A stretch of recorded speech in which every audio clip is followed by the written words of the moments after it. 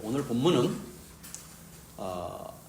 하나님의 심판이 하나님이 기회를 주시면서 회개의 기회를 주시면서 계속해서 유예되고 있음에도 불구하고 계속해서 범죄하는 이스라엘 백성들을 책망하시고 회개하지 않을 때는 이스라엘 백성 전체가 비참한 상태에 놓이게 될 것이며 멸망하게 될 것이다 라는 경고의 말씀을 하고 있습니다.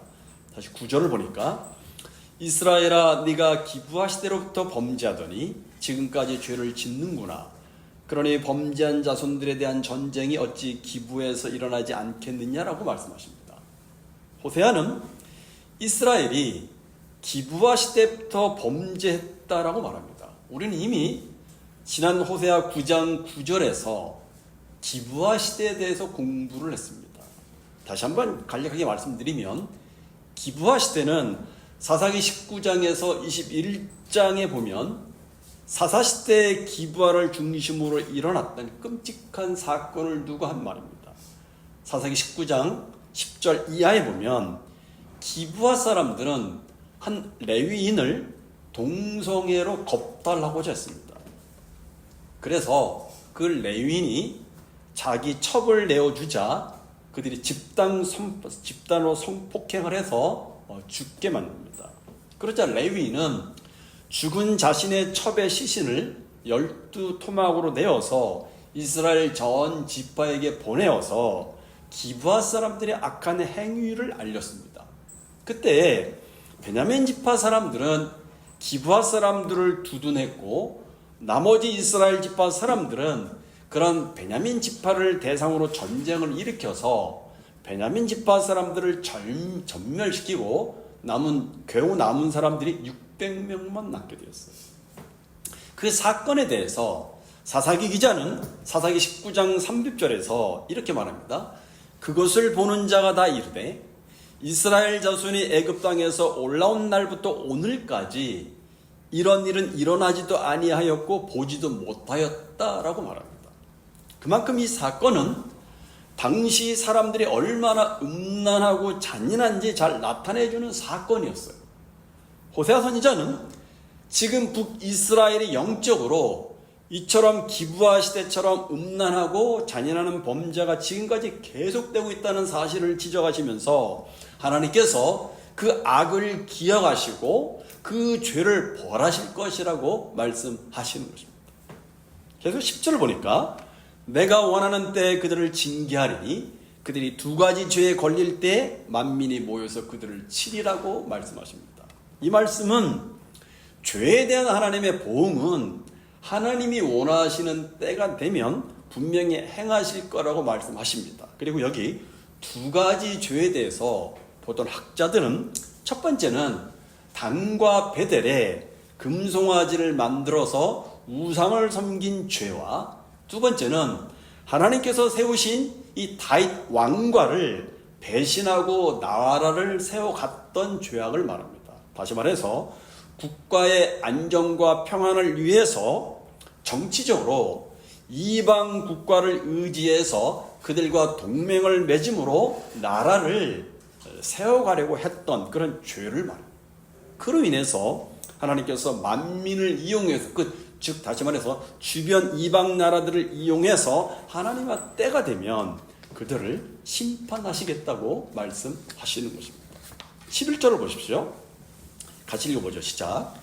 에브라임은 마치 길드는 암소 같아서 곡식밟기를 좋아하나 내가 그의 아름다운 목에 멍에를 메우고 에브라임 위에 사람을 태우리니 유다가 밭을 갈고 야곱이 흙덩이를 깨뜨리리라. 여러분, 소는 여러 가지 일을 많이 하죠.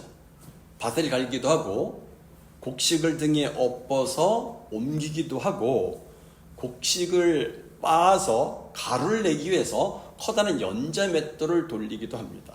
그런데 소가 하는 일 중에서 제일 좋아하는 일은 바로 알곡과 쭉정이를 분리시키기 위해서 곡식을 밟는 일을 좋아합니다. 왜 좋아하냐면 소가 왜 그 일을 좋아하냐면 곡식을 밟을 때 그냥 밟는 것만이 아니라 밟으면서 자기 마음대로 곡식을 먹을 수 있기 때문에 그래요. 그러니까 먹으면서 쉽게 일을 하니까 좋아한다는 거예요. 호세아가 북이스라엘을 마치 길들인 암소 같아서 곡식 밟기를 좋아한다고 말하는 것은 그들은 축복과 형통과 풍요만을 좋아하지 언약 백성으로서 하나님께서 요구하시는 의무와 책임은 게을리한다는 것을 말씀하시는 거예요. 그래서 하나님은 내가 그 아름다운 목에 멍에를 메우고 그 위에 사람을 태울 것이다 라고 말씀하십니다. 여기 아름다운 목이란 북이스라엘의 번영과 영화를 상징합니다. 그리고 멍에는 예속과 매임과 고통을 상징합니다.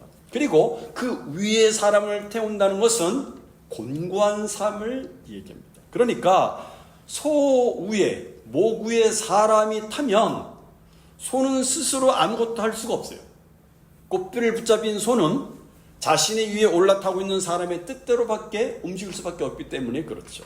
즉 그토록 하나님을 거역하는 북이스라엘 백성들에게 저들을 제압할 수 있는 힘을 가진 이방 민족들을 통해서 저들에게 고난과 고통을 더하실 것이다. 그런 의미입니다. 그리고 그 결과에 대해서 뭐라 말하냐면 유다가 밭을 갈고 야곱이 흙덩이를 깨트리리라고 말합니다. 여기 야곱은 유다와의 대조적인 표현으로 사용했기 때문에 아마 북이스라엘을 가리킴이 분명합니다. 그리고 밭을 갈고 흙덩이를 깨트린다는 것은 이방 나라의 종의 신사로 전락을 해서 힘든 노동으로 고통스러운 삶을 살 것을 시사한 하나의 비유입니다. 즉 곡식을 밟는 것과는 상반된 상황을 말씀하시는 거예요. 결국 북이스라엘은 이방인의 포로, 즉 아수르의 종으로 노예로 끌려가서 고난과 고통의 세월을 보낼 거라고 말씀하시는 것입니다. 그래서 결국은 북이스라엘은 이방인들의 압제 아래서 고난과 고통을 받으면서 하나님께 순종하는 삶을 배우게 된다는 것입니다. 이것이 그들에게 임할 징계요 심판이라고 말씀하시는 것입니다. 그런데 여러분, 여기에 유다를 언급하고 있는 것은 이러한 심판의 원리에는 유다에도 그대로 적용된다는 말씀입니다. 그래서 결국 유다도 바벨론에게 멸망을 당해서 바벨론의 멍에를 맬 것이라고 말씀하시는 거예요. 호세아는 13절에서 그들의 죄를 이렇게 고발합니다. 같이 읽어보죠. 13절입니다. 시작. 너희는 악을 밭가라 죄를 거두고 거짓 열매를 먹었나니 이는 내가 내 길과 내 용서의 많음이라. 그렇다면 여러분, 그들이 악을 밭갈아서 죄를 거두고 거짓 열매를 먹게 된 이유가 뭡니까? 그것은 내 길과 내 용서의 많음을 의뢰하였다라고 말합니다. 다시 말해서 하나님의 길을 버리고 자기 길을 의지하는 것, 자기가 원하는 대로 살아간다는 것입니다. 온 세상의 중심이 자기 자신이 된다는 거예요. 오늘날로 말하면 가정도 교회도 직장도 사회도 심지어 하나님마저도 자기를 위해서 있어야 한다는 것이 자기의 길을 의지하는 거죠. 자기를 부인하지 않는 거예요. 자기 길을 고집하는 것입니다. 이렇게 되는 이유가 뭐냐면 내 용사의 많음을 인남이라고 말합니다. 무슨 말입니까? 무엇인가 믿을 만한 구석이 많이 있다는 거예요. 이러한 것들에 대한 마음에 두고 있으니까 어찌 주님을 온전히 의지할 수 있겠습니까? 호세아 선지자는 하나님께로 돌아와서 여호와 하나님을 힘써 알라고 외쳤지만 그들은 하나님의 호소를 외면하고 정반대로 외교 정책을 바꾸지 않고 계속해서 자기 길을 계속 갖고 군사의 힘을 과시했습니다. 그것이 내 용사의 많음을 의지했다라는 말씀입니다. 그러나 그 결과는 너무나 참담했어요. 그래서 12절에 보면 호세아는 회개를 촉구합니다. 같이 읽어보죠. 시작. 너희가 자기를 위하여 의를 심고 궁유를 거두라. 지금이 곧 여호와를 찾을 때니 너희 묵은 땅을 기경하라. 마침내 여호와께서 임하사 이를 비처럼 너에게 내리시리라고 말합니다. 호세아는 의를 심고 궁유를 거두라고 말합니다. 그러려면 어떻게 합니까? 그러려면 자기 자신이 의가 없음을 먼저 알아야 돼요. 내가 스스로 만들어낸 의라는 것은 예레미야 선지자가 말한 것처럼 더러운 옷과 같은 거죠. 내가 내 의를 주장하는 열심이 오히려 주님의 의를 버리는 것이라는 사실을 알아야 되죠. 그렇기 때문에 나의 의가 아니라 주님의 의를 심어야 하는 거죠. 내 안에 의가 없습니다. 그러므로 주님의 의롭다 하심을 나의 마음에 심어달라고 하는 것이 늘 성도가 기도하는, 성도가 의뢰하는 모습이어야 합니다. 다른 것을 구할 틈이 없어요. 하나님 앞에서 살아가려면 의가 있어야 돼요. 그러므로 자신의 의가 없음에 안타까워하면서 우리의 마음의 밭을 갈아엎어야 되는 것입니다. 온갖 가시와 덩굴이 가득한 마음밭을 말씀의 쟁기로 갈아엎어야 되는 거죠. 그래서 12절 하반절에 보니까 너희 묵은 땅을 기경하라고 말씀하십니다. 여기서 묵은 땅이란 잡초가 무성하고 가시와 찔레가 뒤엎여서 파종할 수 없는 땅을 말합니다. 이것은 북이스라엘 백성들의 영적인 상태를 나타낸 비유의 말씀입니다. 다시 말하면 자기 자신을 갈아엎어야 된다는 것입니다. 실제로 이 당시에 이스라엘 백성들의 심령은 하나님의 뜻이 거할 마음들이 아니었어요. 따라서 하나님의 뜻을 깨닫고 의를 심기 위해서는 무엇보다도 자신의 변화가 우선이 되어야 했어요. 묵은 땅에서 곡식을 얻기 위해서는 먼저 그 땅을 갈아엎는 기경이 필요합니다. 그러려면 출발점이 우리 자신의 존재, 실체를 아는 것이 굉장히 중요합니다. 다른 말로 우리 자신이 죄인인과 아무것도 할 수 없는 존재라는 사실을 자각하는 일입니다. 호세아는 이스라엘 백성들에게 그것을 요구하는 거예요. 그리고 그렇게 하면 마침내 여호와께서 임하사 의를 비처럼 너에게 내리시리라고 말합니다. 여기서의 의는 하나님의 용서와 긍휼과 은혜를 나타내는 표현입니다.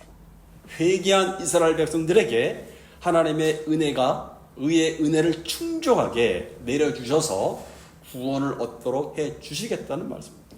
이처럼 마치 묵은 땅처럼 죄악 가운데 척박해져 있는 이스라엘의 영적 상태를 이스라엘 백성들은 자신들의 영적인 상태를 자각해야만 했어요. 그래서 땅을 기경하듯이 회개함으로 갈아엎어서 공의를 심고 하나님을 향한 인애를 회복해야만 하나님께서 의를 빛처럼 내리신 은혜, 즉 그들의 죄를 사하시고 구원하신 은혜를 경험하게 될 것이라고 말씀하고 있습니다. 이 말씀을 하신 이유가 뭡니까? 바로 지금이 하나님을 찾을 때라고 말씀하십니다. 계속 14절에 보니까 그러므로 너희 백성 중에 요란함이 일어나며 내 산성들이 다 무너지되 살만이 전쟁의 날에 베다벨을 무너뜨린 것 같이 될 것이라. 그때 어머니와 자식이 함께 부서졌도다. 먼저 여기 그러므로 너희 백성 중에 요란함이 일어나며 라는 말씀은 아수르의 공격으로 말미암아 나라가 아비규환의 참담한 상황이 일어날 것을 예고하는 말씀입니다. 그리고 여기 살만은 아수르의 살마네셀 왕을 가리킵니다. 그는 과거에 갈릴리 바다 동남쪽에 위치한 베다벨이라는 성읍을 파괴해버린 사건을 지금 언급하고 있어요. 그리고 14절 하반절에서 그때 어미와 자식이 함께 부서졌다는 말씀은 그때 인정사정 없는 무차별적으로 학살을 당한 것을 표현을 한 거예요. 15절을 보니까 너희의 큰 악으로 말미암아 베델이 이같이 너희에게 행하리니 이스라엘 왕이 새벽에 정령 망하리라고 말합니다. 여기 너희의 큰 악으로 말미암아 베델이 이같이 너에게 행하리라는 말씀은 당시 베델은 우리가 잘 아는 대로 하나님을 떠나서 우상을 섬기고 성적인 죄악을 짓고 거짓된 신앙과 하나님에 대한 적개심과 증오심이 가득한 도시였습니다. 그들은 하나님을 버리고 금송아지 우상을 섬겼어요. 그러므로 북이스라엘이 14절에서 언급한 베데벨에서 일어났던 대참국이 일어나야 될 것이라고 말씀하시는 거예요. 그때와 마찬가지로 인정사정 없이 무차별적으로 참혹하게 학살을 당하게 됨으로써 이제는 더 이상 긍휼함을 얻지 못할 것이라고 말씀하십니다. 그리고 15절 하반절에서 말씀하시기를 이스라엘 왕이 새벽에 멸절하리다.